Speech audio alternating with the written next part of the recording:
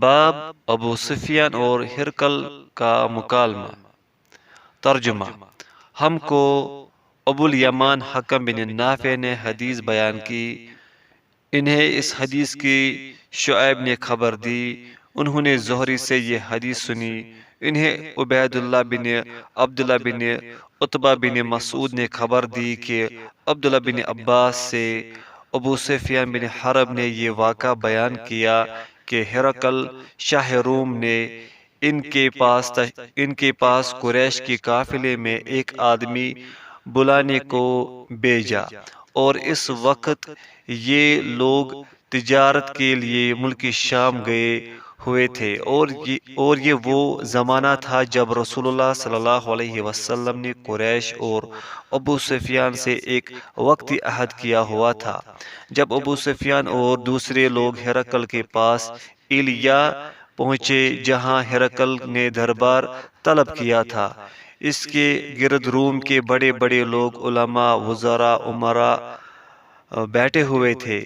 ہرقل نے ان کو اور اپنے ترجمان کو بلوایا، پھر ان سے پوچھا کہ تم میں سے کون شخص مدعی رسالت کا زیادہ قریبی عزیز ہے؟ ابو سفیان کہتے ہیں کہ میں بول اٹھا کہ میں اس کا سب سے زیادہ قریبی رشتہ دار ہوں۔ یہ سن کر ہرقل نے حکم دیا کہ اس کو ابو سفیان کو میرے قریب لا کر بٹھاؤ، اور اس کے ساتھیوں کو اس کی پیٹھ کے پیچھے بٹھا دو۔ پھر اپنے ترجمان سے کہا کہ ان لوگوں سے کہہ دو کہ میں ابو سفیان سے اس شخص کے یعنی محمد صلی اللہ علیہ وسلم کے حالات پوچھتا ہوں، اگر یہ مجھ سے کسی بات میں جھوٹ بول دے تو تم اس کا جھوٹ ظاہر کر دینا۔ ابو سفیان کا قول ہے کہ خدا کی قسم اگر مجھے یہ غیرت نہ آتی کہ یہ لوگ مجھ کو جھٹلائیں گے تو میں آپ صلی اللہ علیہ وسلم کی نسبت ضرور غلط گوئی سے کام لیتا۔ خیر، پہلی بات جو ہرقل نے مجھ سے پوچھی وہ یہ کہ اس شخص کا خاندان تم لوگوں میں کیسا ہے؟ میں نے کہا وہ تو بڑے اونچے عالی نسبت والے ہیں۔ کہنے لگا اس سے پہلے بھی کسی نے تم لوگوں میں ایسی بات کہی تھی؟ میں نے کہا نہیں۔ کہنے لگا اچھا، اس کے بڑوں میں کوئی بادشاہ ہوا ہے؟ میں نے کہا نہیں۔ پھر اس نے کہا بڑے لوگوں نے اس کی پیروی اختیار کی ہے یا کمزوروں نے؟ میں نے کہا نہیں، کمزوروں نے۔ پھر کہنے لگا اس کے تابع دار روز بڑھتے جاتے ہیں یا کوئی ساتھی پھر بھی جاتا ہے؟ میں نے کہا نہیں۔ کہنے لگا کہ کیا اپنے اس دعوی نبوت سے پہلے کبھی کسی بھی موقع پر اس نے جھوٹ بولا ہے؟ میں نے کہا نہیں۔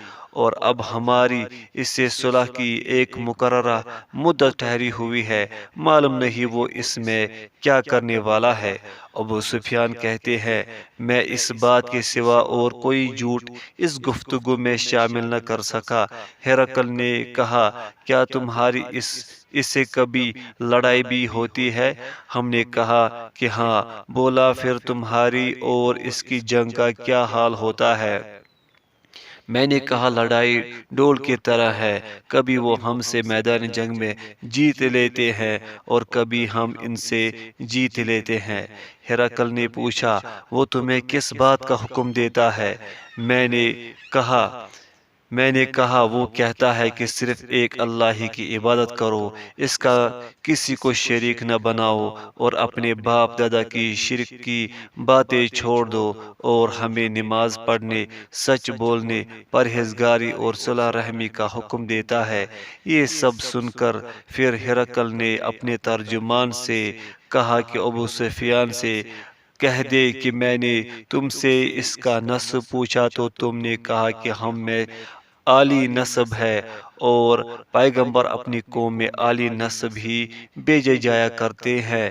میں نے تم سے پوچھا کہ دعوی نبوت کی یہ بات تمہارے اندر اس سے پہلے کسی اور نے بھی کہی تھی تو تم نے جواب دیا کہ نہیں۔ تب میں نے اپنے دل میں کہا کہ اگر یہ بات اس سے پہلے کسی نے کہی ہوتی تو میں سمجھتا کہ اس شخص نے بھی اسی بات کی تقلید کی ہے جو پہلے کہی جا چکی ہے۔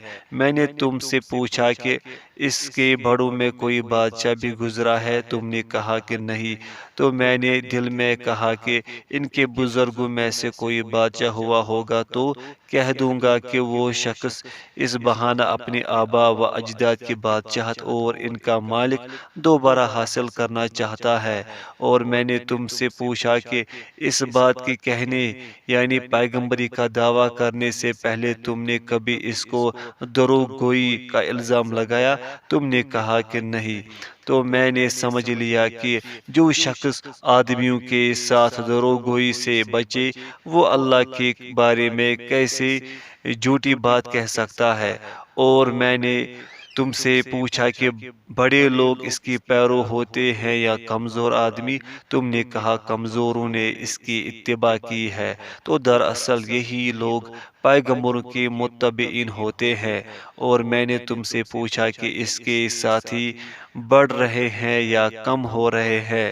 تو تم نے کہا کہ وہ بڑھ رہے ہیں، اور ایمان کی کیفیت یہی ہوتی ہے حتیٰ کہ وہ کامل ہوتا ہے۔ اور میں نے تم سے پوچھا کہ آیا کوئی شخص اس کے دین سے ناخوش ہو کر مرتد بھی ہو جاتا ہے؟ تم نے کہا نہیں۔ تو ایمان کی خاصیت بھی یہی ہے، جن کے دلوں میں اس کی مسرت رچ بس جائے وہ اس سے لوٹا نہیں کرتے۔ اور میں نے تم سے پوچھا کہ آیا وہ کبھی عہد شکنی کرتے ہیں؟ تم نے کہا نہیں۔ پیغمبر کا یہی حال ہوتا ہے، وہ عہد کے خلاف ورزی نہیں کرتے۔ اور میں نے تم سے کہا کہ وہ تم سے کس چیز کے لیے کہتے ہیں؟ تم نے کہا وہ ہمیں حکم دیتے ہیں کہ اللہ کی عبادت کرو، اس کے ساتھ کسی کو شریک نہ ٹھہراؤ، اور تمہیں بتوں کی پرستش سے روکتے ہیں، سچ بولنے اور پرہیزگاری کا حکم دیتے ہیں۔ لہذا اگر یہ باتیں جو تم کہہ رہے ہو سچ ہے تو عنقریب وہ اس جگہ کا مالک ہو جائے گا کہ جہاں میرے یہ دونوں پاؤں ہے۔ مجھے معلوم تھا کہ وہ پیغمبر آنے والا ہے، مگر مجھے یہ معلوم نہیں تھا کہ وہ تمہارے اندر ہوگا۔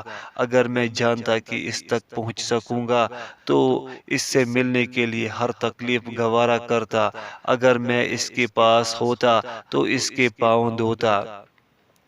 ہرقل نے رسول اللہ صلی اللہ علیہ وسلم وہ خط منگایا جو آپ نے دحیہ کلبی رضی اللہ عنہ کے ذریعے حاکم بصرہ کے پاس بھیجا تھا، اور اس نے ہرقل کے پاس بھیج دیا تھا۔ پھر اس کو پڑھا تو اس میں لکھا تھا، اللہ کے نام کے ساتھ جو نہایت مہربان اور رحم والا ہے۔ اللہ کے بندے اور اس کے پیغمبر محمد صلی اللہ علیہ وسلم کی طرف سے یہ خط ہے شاہ روم کے لیے۔ اس شخص پر سلام ہو جو ہدایت کی پیروی کرے۔ اس کے بعد میں آپ کے سامنے دعوت اسلام پیش کرتا ہوں۔ اگر آپ اسلام لے آئیں گے تو دین و دنیا میں سلامتی نصیب ہوگی، اللہ آپ کو دوہرا ثواب دے گا۔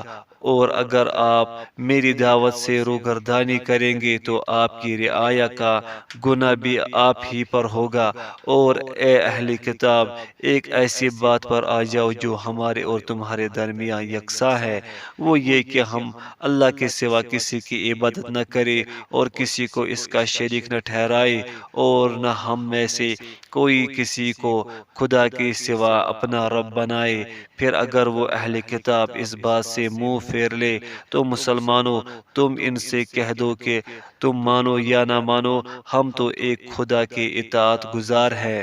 ابو سفیان کہتے ہیں، جب ہرقل نے جو کچھ کہنا تھا کہہ دیا اور خط پڑھ کر فارغ ہوا تو اس کے ارد گرد بہت شور و غوغا ہوا، بہت سی آوازیں اٹھی اور ہمیں باہر نکال دیا گیا۔ تب میں نے اپنے ساتھیوں سے کہا کہ ابو القبشہ کے بیٹے آن حضرت صلی اللہ علیہ وسلم کا معاملہ تو بہت بڑھ گیا، دیکھو تو اس سے بنی اصفر روم کا بادشاہ بھی ڈرتا ہے۔ مجھے اس وقت سے اس بات کا یقین ہو گیا کہ حضور صلی اللہ علیہ وسلم عنقریب غالب ہو کر رہیں گے، حتیٰ کہ اللہ نے مجھے مسلمان کر دیا۔ راوی کا بیان ہے کہ ابن ناطور ایلیا کا حاکم ہرقل کا مصاحب اور شام کے نصارہ کا لاٹ پادری بیان کرتا تھا کہ ہرقل جب ایلیا آیا ایک دن صبح کو پریشان اٹھا تو اس کے اس کے درباریوں نے دریافت کیا کہ آج ہم آپ کی حالت بدلی ہوئی پاتے ہیں، کیا وجہ ہے؟ ابن ناطور کا بیان ہے کہ ہرقل نجومی تھا، علم نجوم میں وہ پوری مہارت رکھتا تھا۔ اس نے اپنے ہم نشینوں کو بتایا کہ میں نے آج رات ستاروں پر نظر ڈالی تو دیکھا کہ ختنہ کرنے والوں کا بادشاہ ہمارے ملک پر غالب آ گیا ہے۔ بھلا اس زمانے میں کون لوگ ختنہ کرتے ہیں؟ انہوں نے کہا کہ یہود کے سوا کوئی ختنہ نہیں کرتا، سو ان کی وجہ سے پریشان نہ ہو۔ سلطنت کے تمام شہروں میں یہ حکم لکھ بھیجے کہ وہاں جتنے یہودی ہوں سب قتل کر دیا جائے۔ وہ لوگ انہی باتوں میں مشغول تھے کہ ہرقل کے پاس ایک آدمی لایا گیا جسے شاہ غسان نے بھیجا تھا۔